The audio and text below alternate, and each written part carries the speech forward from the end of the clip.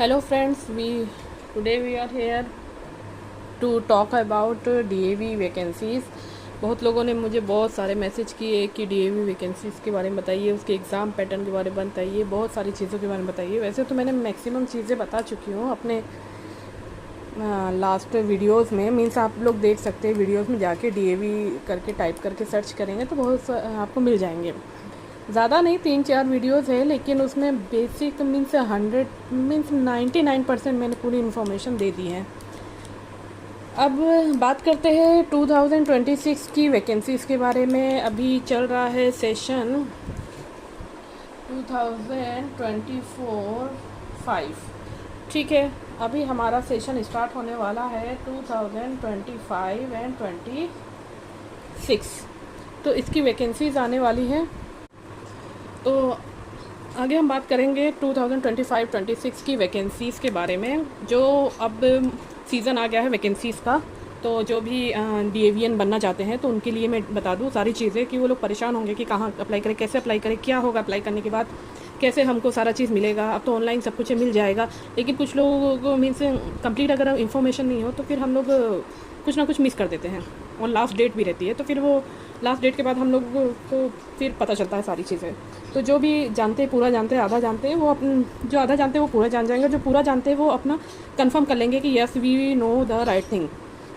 तो मैं बता दूं इसके एडवर्टाइजमेंट आने वाले हैं वैकेंसी 2025 और 26 के, ठीक है।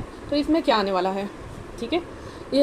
अब आपके एडवर्टाइजमेंट सबसे पहले आएंगे DAV के RO ARO सब जो हेड होते हैं उन सब के पास जा चुका है नोटिस DAV हेड ऑफिस से कि ना आप लोग अब वैकेंसीज़ निकालिए। तो वो उनकी वैकेंसीज रेडी भी है। अब पब्लिश्ड कब होंगी?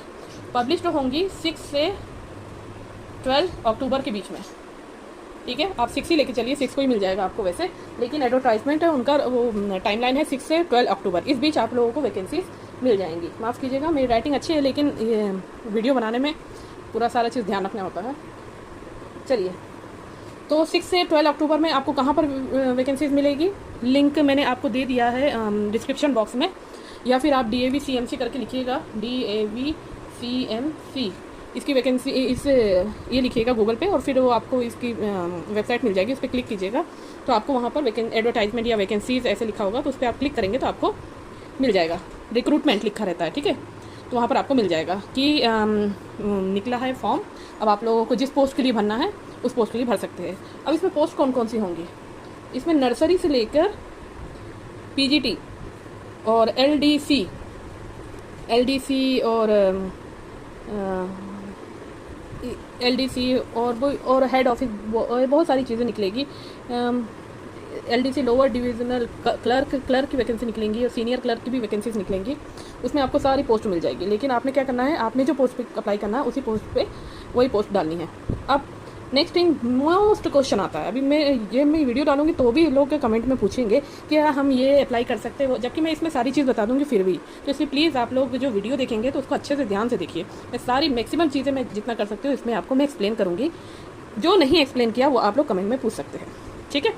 अब आप लोगों का होता है डाउट कि पोस्ट मैं PRT इंग्लिश के लिए डालना चाहती हूँ, फॉर एग्जांपल PRT हिंदी या PRT इंग्लिश के लिए डालना चाहती हूँ, ठीक है। अब इसके आगे कोई भी आप सब्जेक्ट लगा लीजिए, ठीक है।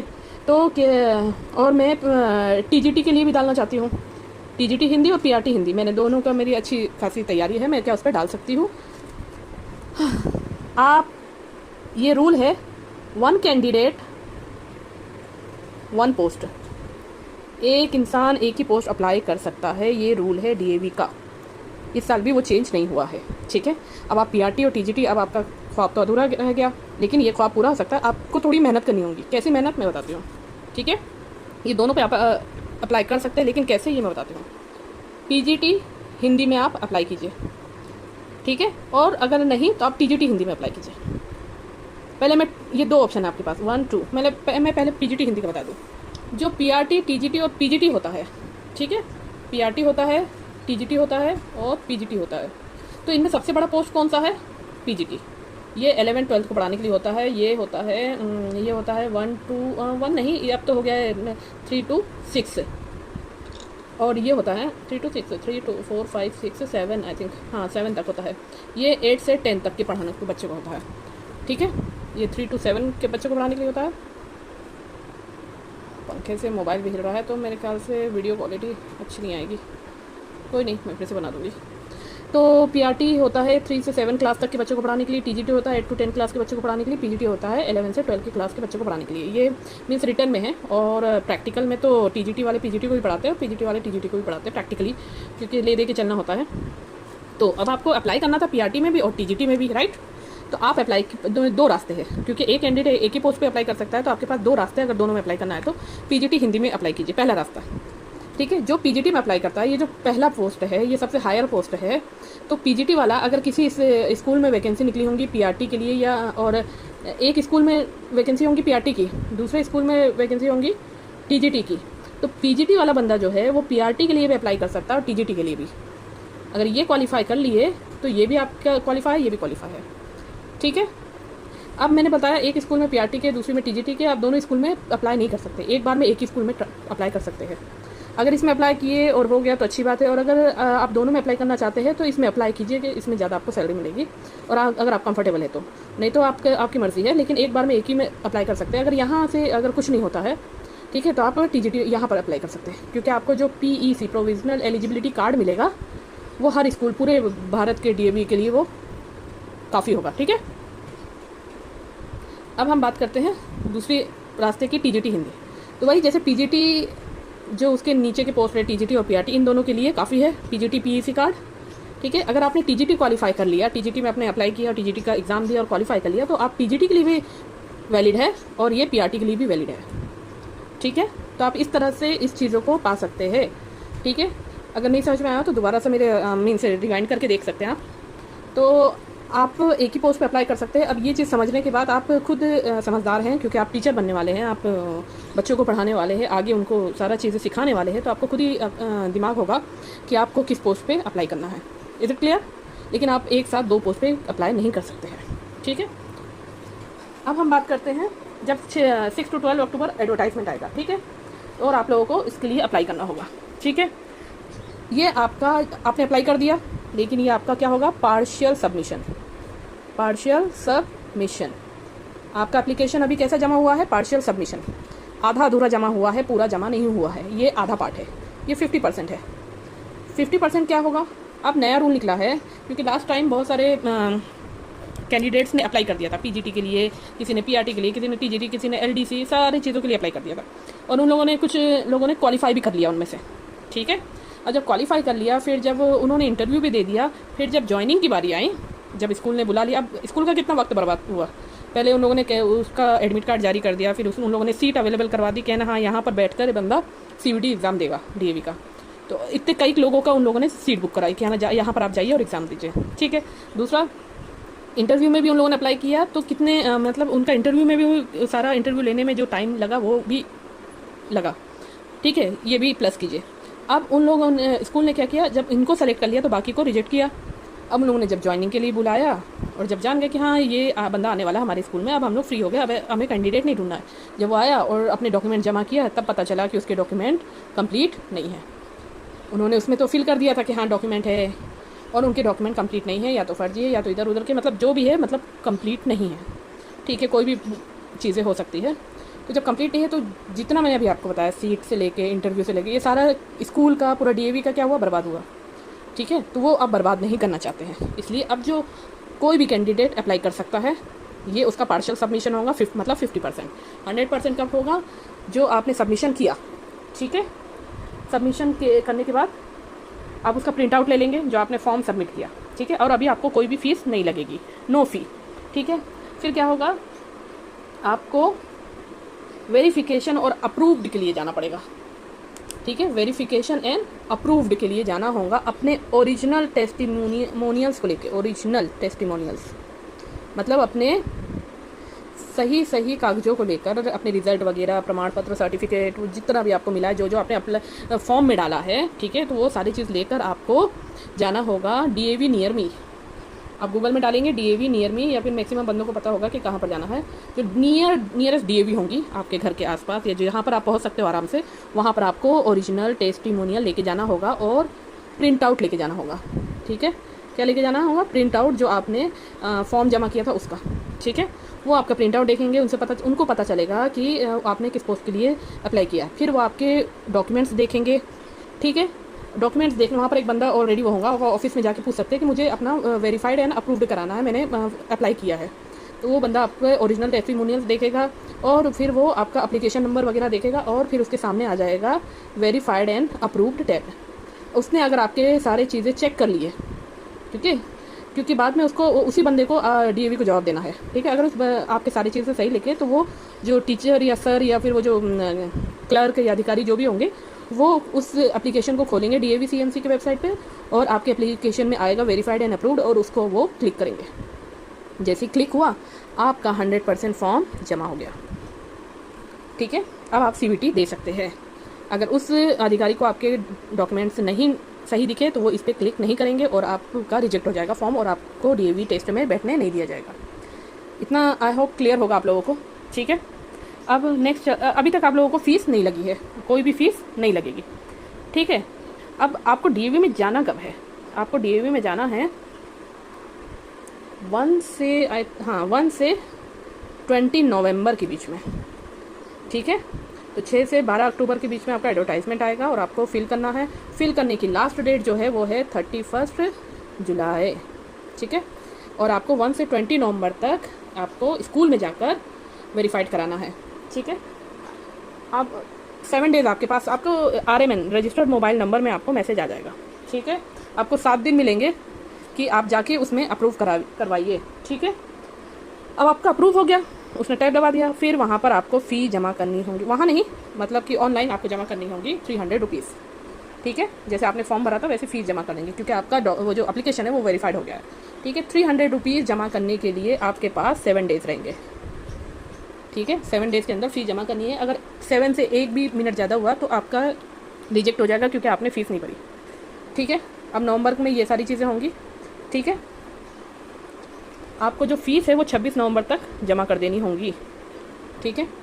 क्लियर हुआ, ठीक है। आप एक कॉपी और वो लेके बैठिए तो आपको वो पता चल जाएगा। 1 से 20 नवंबर के बीच में वेरीफाइड होगा और फिर वो जब वेरीफाइड हो गया तो आपको फ़ीस जमा करनी होगी। तो आपको 7 दिन मिलेंगे, तो आई थिंक 20 को भी इंक्लूड किया गया है, इसलिए 26 नवंबर तक आपको 300 रुपीज़ उसको जमा करनी होंगी। इसके बाद भी फ़ीस जमा करनी है, लेकिन कब वो मैं आगे बताऊँगी। अब देखते हैं, ठीक है। यहाँ पर जगह है, यहाँ मैं बता देती हूँ। अक्टूबर में एडवर्टाइजमेंट आया, ठीक है। नवंबर में वेरीफाइड एंड अप्रूव्ड हुआ, फ़ीस जमा हो गई, ठीक है। अब बचा दिसंबर में क्या होगा? दिसंबर में होगा आपका प्रोसेस एप्लीकेशन। डीएवी आपका जो एप्लीकेशन है वो प्रोसेस के लिए भेजेगी। क्यों भेजेगी? उससे आपका डाटा शीट क्रिएट होगा, सारे बंदों के नाम आ जाएंगे लिस्ट में, ठीक है, जो वेरीफाइड होंगे, ठीक है। फिर उनकी लिस्ट निकलेंगी सीबीटी के लिए, कंप्यूटर बेस्ड टेस्ट 2026, ठीक है। अब जब उनकी लिस्ट निकल गई तो उनके RMN मतलब रजिस्टर्ड मोबाइल नंबर पे मैसेज जाएगा, ठीक है। क्या मैसेज जाएगा? आप ऑनलाइन अपना फॉर्म खोलिए और सेलेक्ट द सेंटर चूज़ कर लीजिए, ठीक है। सेंटर सेलेक्ट कर लीजिए, ठीक है।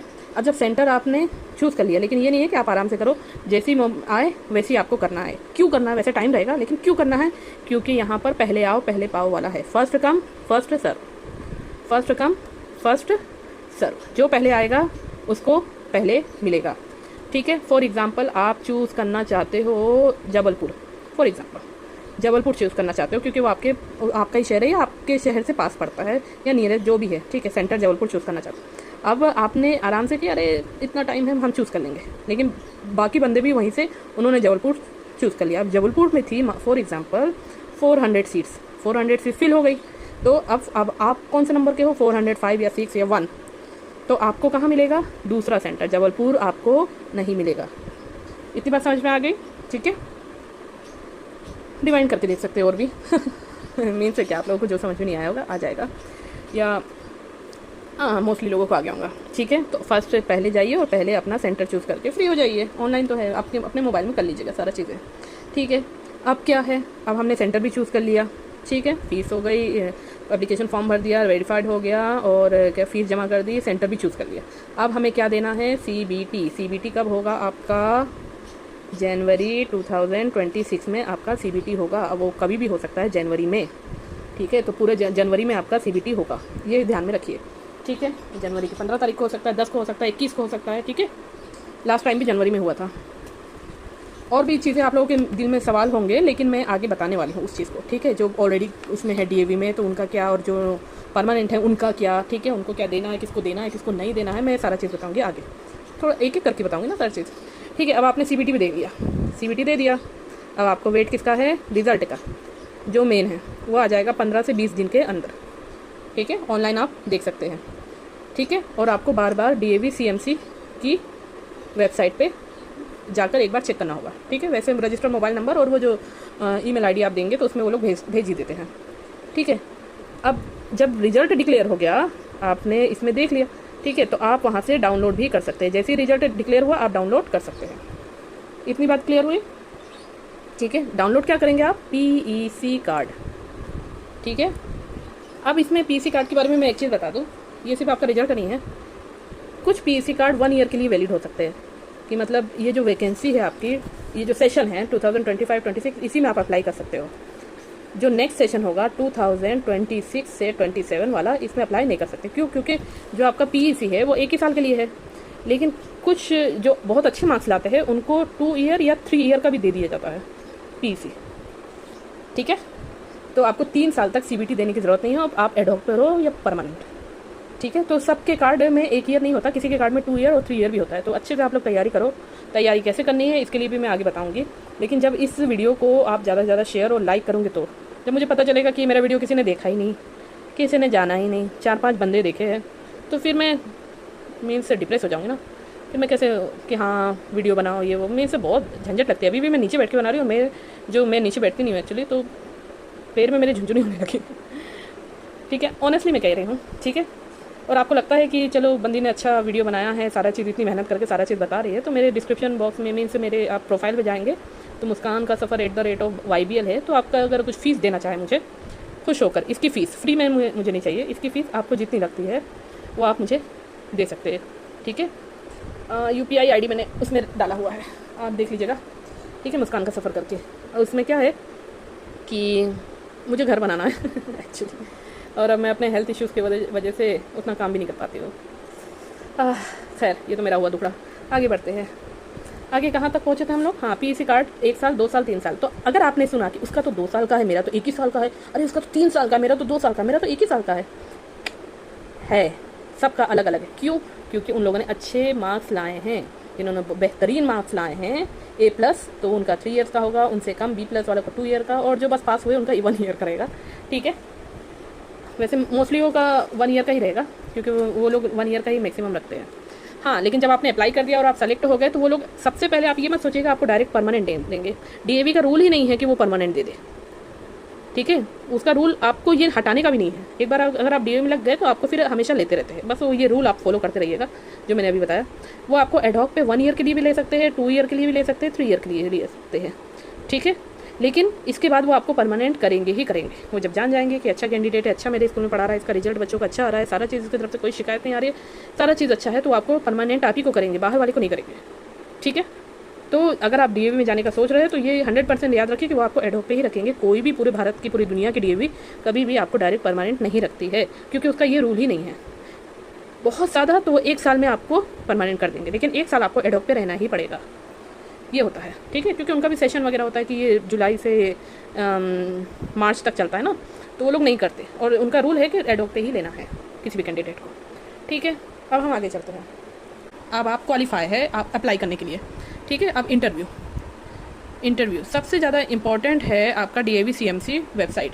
इस वेबसाइट पे आप जाके देखते रहिए, पूरे भारत में जितने भी DAV है सब अपने लिए इंटरव्यू निकालते रहते हैं। कब से कब तक निकलेगा इंटरव्यू? आपका अप्रैल से लेके अगस्त तक DAV स्कूल्स निकालती रहती है, ठीक है। लेकिन एक बार अगर किसी ने अप्रैल में निकाल दिया तो दूसरी DAV अप्रैल में, मीन्स वही DAV फिर से नहीं निकालेंगी, ठीक है।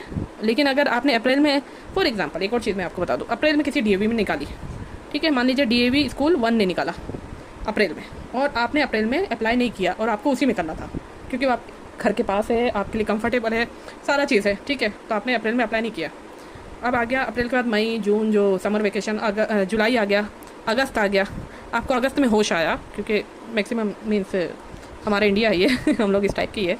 अगस्त में आपको होश आया कि अरे नहीं वो अप्रैल में निकला था, आपको पछतावा हो रहा है कि अप्रैल में निकला था, मैं तो यहाँ था, वहाँ था, यहाँ थी, वहाँ थी, नहीं अप्लाई कर पाया।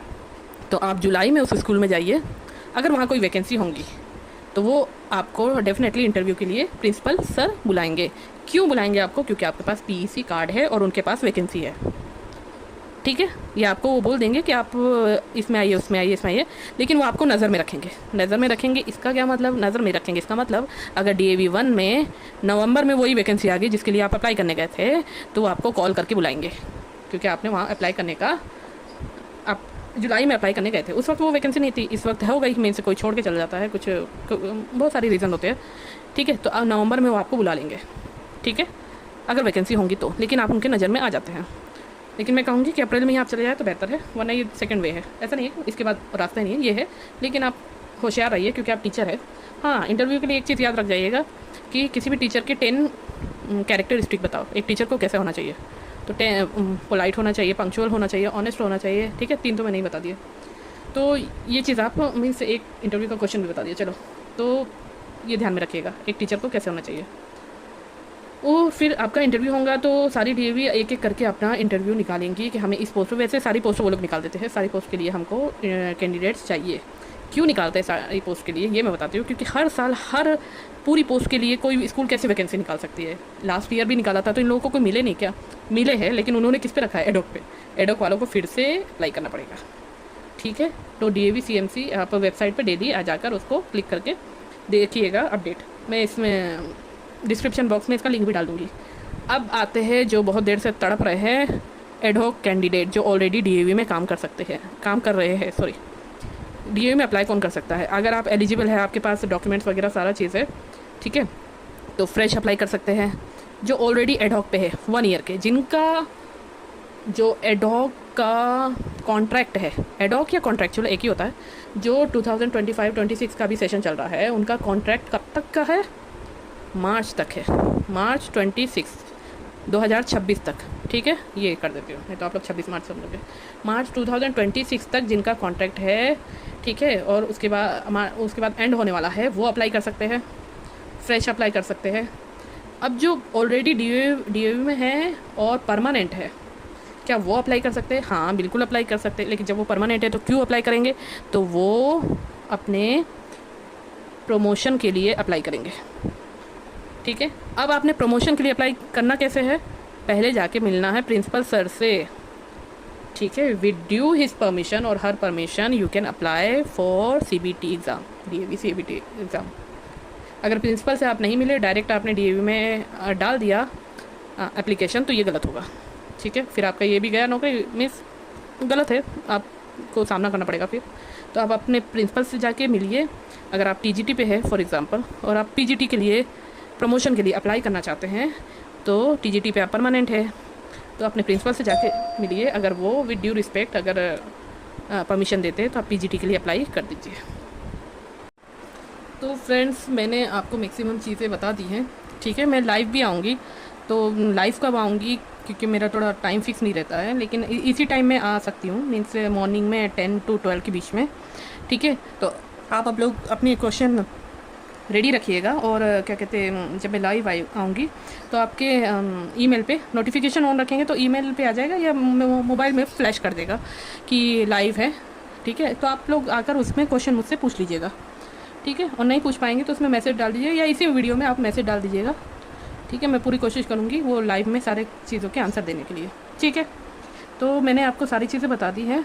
तो DAV में अप्लाई कैसे करना है, क्या उसकी प्रोसेस है, ठीक है, आपके क्या चीज़ें होनी चाहिए, एलिजिबिलिटी जो है, ठीक है, एलिजिबिलिटी जो है तो वो आप DAV के वेबसाइट पे देख सकते हैं। जो CBSE की होती है वही है, ठीक है, क्योंकि DAV एक CBSE स्कूल है। ठीक है, तो जो D.Ed वाले हैं, B.Ed वाले हैं, वो सब अप्लाई कर सकते हैं। लेकिन अगर आप PGT के लिए B.Ed नहीं वो होता है, लेकिन B.Ed अगर आपने PGT के लिए अप्लाई किया है, आपके पास B.Ed नहीं है और एक और बंदे ने अप्लाई किया है, उसके पास B.Ed है, तो उसी को लेके, ठीक है, क्योंकि ये टीचिंग है इसमें भी, तो B.Ed वालों को ही लेते हैं। तो बेहतर होगा अगर आपके पास B.Ed है और B.Ed के साथ आपके पास अगर CTET है, ठीक है, CTET है, तो ये आपको 1 साल बाद परमानेंट भी कर देते हैं CTET होने पे। ठीक है, CTET होना बहुत ज़रूरी है, तो इस चीज़ का ध्यान रखिएगा। CTET अब तो ईजी भी हो गया है, ऑनलाइन सारी क्लासेस होती है, साल में 2 बार एग्ज़ाम होते हैं, तो अगर नहीं है तो निकाल लीजिए। और वैसे भी आपके पास 1 साल एडहॉक का बचेगा ही, तो आप दोनों, जो एक जुलाई में या जून में निकलता है ठीक है, उसके फॉर्म और 1 दिसंबर में निकलते हैं। तो 2 बार आपके पास मौका रहेगा, ठीक है, सीटेट करने का। तो आप सीटेट क्वालिफाई कर लीजिए, और पीआरटी और टीजीटी दोनों के लिए वो 2 पेपर होते हैं, तो आप दोनों ही पेपर में डालिएगा दोनों बार, ठीक है। दोनों में से अगर एक में भी क्वालिफाई हो गए, पीआरटी का अगर जून में हो गए, टीजीटी का नहीं हो पाए, तो दिसंबर में भी फिर से दोनों का डालिएगा। क्यों? क्योंकि इसमें पीआरटी का क्या पता इससे ज़्यादा अच्छे मार्क्स निकल आए, और टीजीटी भी क्वालिफाई हो गए, तो आपके पास दोनों के लिए क्वालिफाई हो गया, और ये फिर लाइफ टाइम इसका वैलिडिटी होता है, ठीक है। तो फिर आपको फिर दोबारा कुछ नहीं करना है। तो आप लोग अगर इसकी तैयारी नहीं कर पा रहे हो तो बुक ले लीजिए, मीन्स जो भी आपको अच्छी लगी बुक, ठीक है। अगर आपको इसकी बुक भी जाननी है तो मुझे क्योंकि मुझे बहुत सर्च करने पड़ेंगे, क्योंकि आपको एक फ़ाइनल बुक मुझे बतानी है, ठीक है। तो आप लोग उस मैसेज में डाल दीजिएगा कि सीटेट की बुक बता दीजिए, ठीक है। और डीएवी का एग्ज़ाम पैटर्न कैसा होगा, जैसा लास्ट ईयर था वैसे ही होगा। लास्ट ईयर का मैंने वीडियो डाला है, ठीक है, इस बार का भी डालूंगी। तो वही मैंने कहा कि अगर इसमें अच्छे व्यूज़ वगैरह आते हैं तो फिर मैं डेफिनेटली डालूंगी, और एक एक चीज़ आपको क्लियर करके बताऊंगी, और फिर लाइव आऊँगी, फिर जो आपके डाउट्स होंगे वो आप क्लियर कर लीजिएगा।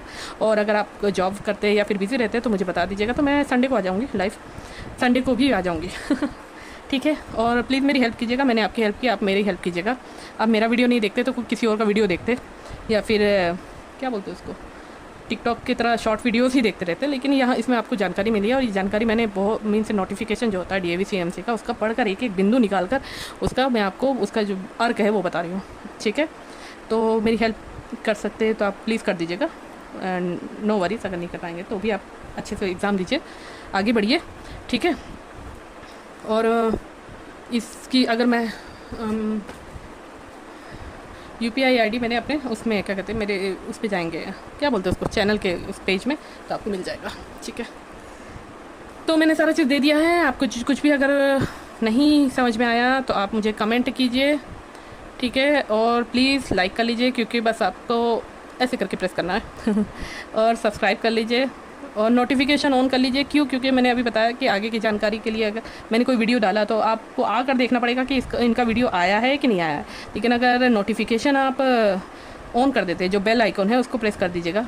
बेल बनाते आता है मुझे, तो बेल आइकन जो है, बड़ी गंदी बेल बनाई, हाँ अभी ठीक है, बेल आइकन जो है उसको प्रेस कर दीजिएगा। तो आपको मैं डालूँगी वीडियो, तो फिर आपको नोटिफिकेशन आ जाएगा कि उन्होंने वीडियो डाल लिया है, आप जाके देख लो। तो फिर आप अपने हिसाब से देख लीजिएगा जब भी आपको टाइम मिले। तो ठीक है,